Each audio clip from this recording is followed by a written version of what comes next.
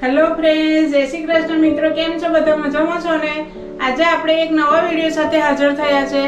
આજે આપણે હરિયાળી પરાઠા બનાવીશું, જે ખૂબ ટેસ્ટી લાગે છે, ખૂબ સરસ છે। હું ઘણીવાર ઘરમાં બનાવું જ છું, પછી મને વિચાર આવ્યો કે લાવ હું મારા દર્શક મિત્રો સાથે પણ એ રેસીપી હું શેર કરું। એના લીધે હું આજે તમને હરિયાળી પરાઠા બતાવું છું। ખૂબ સરસ લાગે છે। તમે બધા પરાઠા કરતા એનો ટેસ્ટ આખો અલગ આવશે। આમ તો આપણે ઘણી જાતના પરાઠા ખાતા જ હોઈએ છીએ, પણ બધાની ફ્લેવર, બધાનો સ્વાદ અલગ અલગ હોય છે। એ રીતે આનો પણ સ્વાદ ખૂબ અલગ છે। તો હું તમને પહેલાં એને ઇન્ગ્રીડિયન્ટ્સ બતાવી દઉં।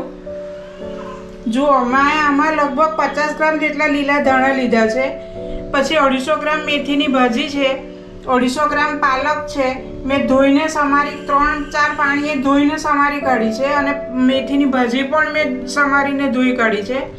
પછી મીઠું છે, તલ છે, ઘી શેકવા માટે છે, પછી 10 થી 12 કળી લસણ હતું પણ મેં સમારી કાઢ્યું છે, અને 5 નંગ લીલા મરચાં છે ને 1 ટુકડો આદું છે, એને પણ મેં સમારી કાઢ્યું છે। એને અત્યારે આપણે ક્રશ કરવાનું છે। પછી આ અડધી વાટકી જેટલો રવો લીધો છે, તેલ લીધું છે, અને ઘઉંનો લોટ છે લગભગ 400 ગ્રામ જેટલો। હવે આપણે આ બધી પાલકની ભાજી, મેથીની ભાજી, ધાણા, આદુ, મરચાં, લસણ બધું આપણે મિક્સરમાં ક્રશ કરી લેવાનું છે।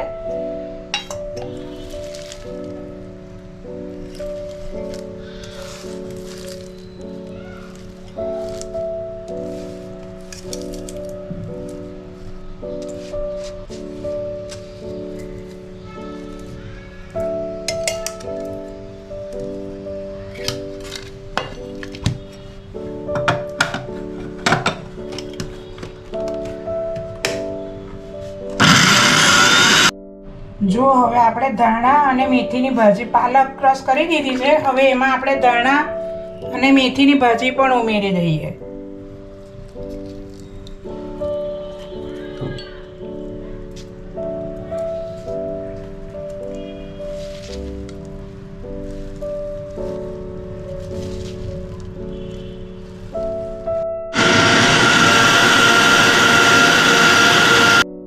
જો આપણી પ્યુરી તૈયાર થઈ ગઈ છે, હવે આપણે બાઉલમાં કાઢી લઈએ।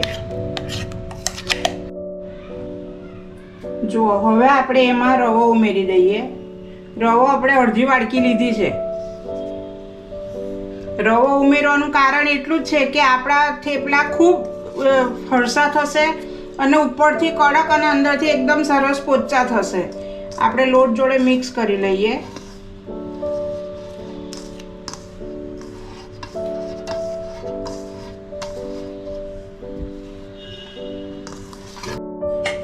જો હવે આપણે લોટમાં મીઠું ઉમેરી દઈએ।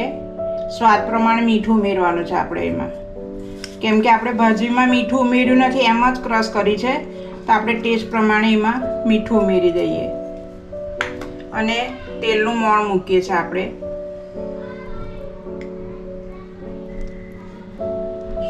હું અત્યારે 4 ચમચી તેલ મૂકું છું, 4 મોટી ચમચી તેલ મૂકું છું।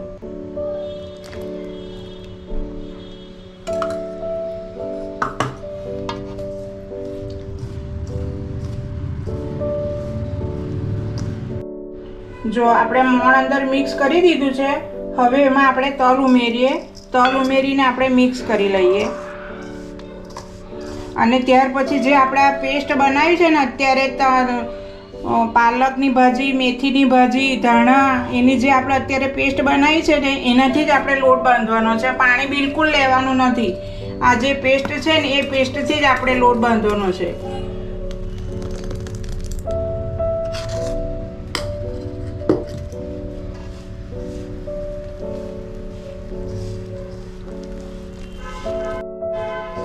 જો તમારે જેટલી અંદર પેસ્ટ સમાય એટલી બધી પેસ્ટ અંદર ઉમેરી દેવાની છે। પાણી બિલકુલ ઉમેરવાનું નથી। હા, કદાચ તમને પેસ્ટ ખૂટે કે હવે નહીં આવે તો જ તમારે થોડું 2-3 ચમચી જેટલું પાણી ઉમેરવાનું, બાકી એ પેસ્ટથી જ આપણે લોટ બાંધવાનો છે।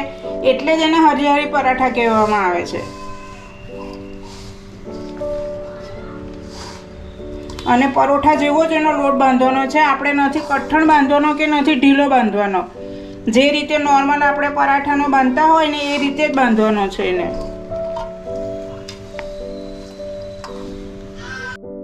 જો આપણો લોટ બંધાઈ ગયો છે. હવે આપણે 1 ચમચી તેલ મૂકીને લોટ મઠોડી લઈએ. જો આપણી પેસ્ટ આટલી વધી છે, લગભગ 2-4 ચમચી જેટલી પેસ્ટ વધી છે. બધી પેસ્ટ આમાં સમાઈ ગઈ છે અને લોટ પણ આપણો સરસ નોર્મલ પરોઠા જેવો બની ગયો છે. હવે આપણે તેલથી એને મઠોડી લઈએ. જો આપણો લોટ બંધાઈને તૈયાર થઈ ગયો છે. હવે એના લુઆ બનાવીને આપણે પરોઠા વણી લઈએ. જો એકદમ ગ્રીન આપણો લોટ છે. પછી હરિયાળી કહેવાય કે નહીં કહેવાય બોલો? હરિયાળી પરાઠા બોલાય ને આના પછી. એકદમ ગ્રીન લોટ છે અને મસ્ત લોટ પણ આપણો તૈયાર થયો છે. જુઓ એકદમ સરસ લોટ પણ છે, બિલકુલ હાથે પણ ચોટતો નથી અને સરસ છે. એટલે હવે આપણે એના ગુલ્લા બનાવીને હવે આપણે વણવાની શરૂઆત કરીએ. જો આપણા લુવા બનાવી દીધા છે. હવે આપણે પરોઠા વણવાની શરૂઆત કરીએ. અને આ મેં પેન ગરમ કરવા મૂકી દીધું છે ગેસ પર. હવે આપણે પરોઠા વણી લઈએ. અટામણ નથી લેવાનું, એમાં જ એને કોથળી પર વણવાનું છે આપણે.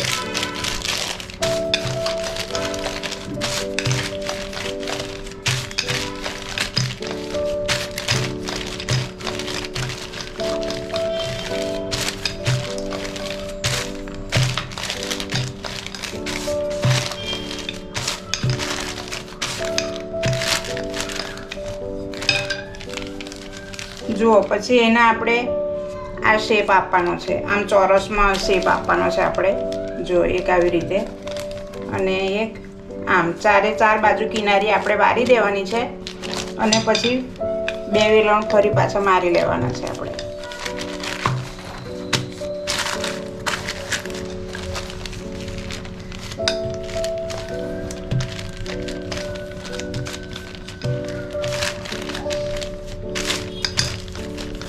જો આ રીતે આપણે શેકી લેવાના છે. હવે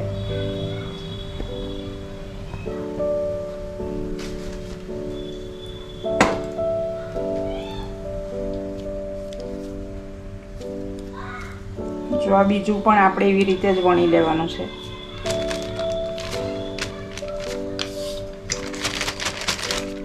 જો એને પણ આપણે એવી રીતે જ આમ એની કિનારી વાળી દેવાની છે.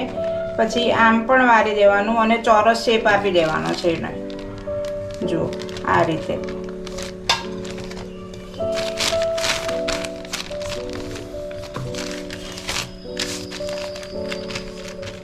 પછી એની કિનારી જ આપણે વણવાની છે. જો આ થઈ ગયું છે, આપણે એને ઉઠાવી લીધું છે, પલટાવી દીધું છે અને બીજી બાજુ પણ આપણે એ રીતે એને ચડવા દઈએ. જો આપણું આ પરોઠું પણ વણાઈ ગયું છે.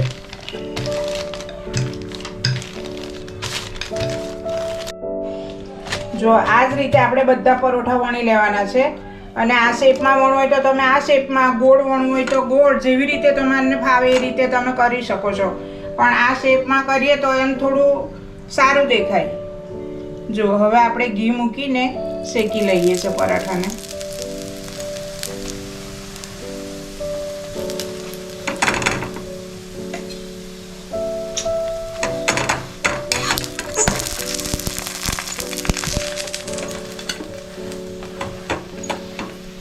બરાબર ગુલાબી થાય ને ત્યાં સુધી આપણે એને શેકવાનું છે. સુગંધ પણ ખૂબ સરસ આવે છે અને એટલા ટેસ્ટી બને છે. એના રવો આપણે ઉમેર્યો છે ને તે રવાને લીધે ક્રિસ્પી બહુ સરસ બનશે. એનું ઉપરનું પડ ક્રિસ્પી લાગશે. જો ફૂલી પણ સરસ જાય છે અને અંદરથી એકદમ પોચા લાગશે તમને.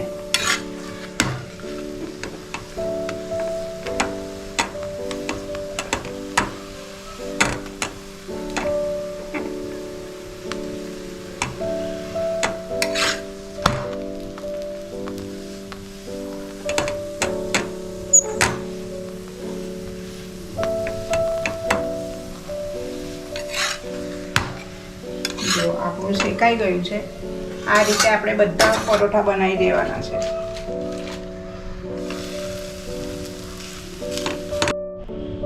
જો આપણા હરિયાળી પરાઠા તૈયાર થઈ ગયા છે મેં ચોરસ શેપમાં પણ બનાવ્યા છે અને ગોળ શેપમાં પણ બનાવ્યા છે. તમને જે ગમે તે રીતે તમે બનાવી શકો છો. હવે આપણે પરોઠાને સર્વ કરીએ.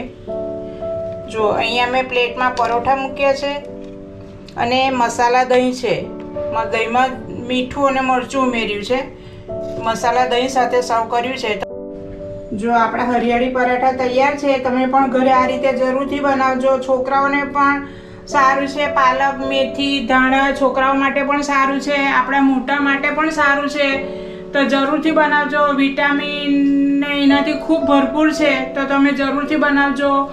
કેવા લાગે તે પણ મને કમેન્ટ બોક્સમાં લખી જણાવજો. લાઈક પણ કરજો, કમેન્ટ પણ કરજો અને સબસ્ક્રાઈબ પણ કરજો મિત્રો.